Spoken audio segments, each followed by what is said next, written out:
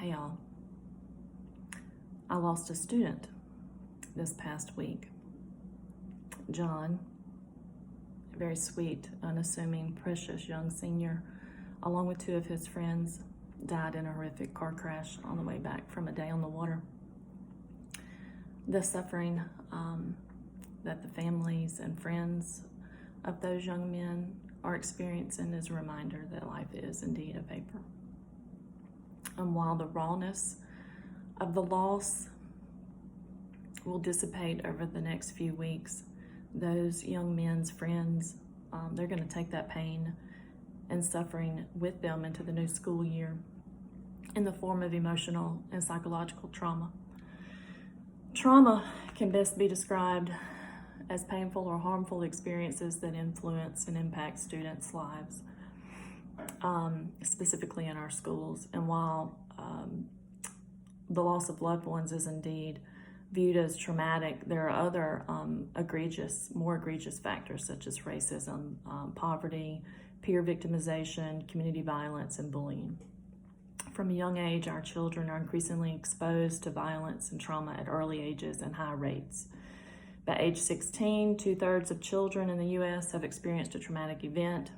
In a recent national survey of children's exposure to violence, 25% of surveyed youth ages 10 through 17 had witnessed violence in the past year in the family or community. 18% of those youth had witnessed a community assault in the past year, and 6% had witnessed a bomb threat at school. Students have been impacted by trauma, carry a heavy load, and they operate at a perpetually higher rate of stress. And for those who live in poverty and experience the societal ills associated with poverty, their trauma is not usually limited to a one-time experience. It continues to happen on a long-term basis. For many of our students, their exposure to trauma has created a new norm, and that norm comes in the form of fear and reactivity and failure. Schools must seek an answer to programming which implements strategies and techniques to help and support and most importantly, understand these students. So in order to address the growing need for trauma-informed schools, I feel we should turn to Abraham Maslow and his hierarchy of needs to create a model of support. Maslow was one of the greatest psychologists of our time. He was best known for his development of his theory on self-actualization.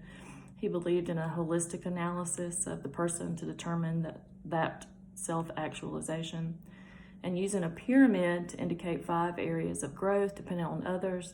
He noted primal needs at the base with more complex needs at the top.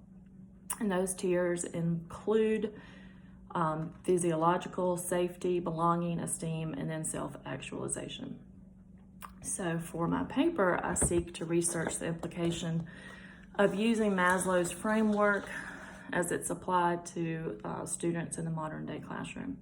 And instead of addressing the top of the pyramid, like we're prone to do in education, I feel educators must address the tiers below it in order to support student growth, both emotionally, psychologically, and academically. The process of meeting the social and emotional needs of students will lead to a more productive and self-aware individual.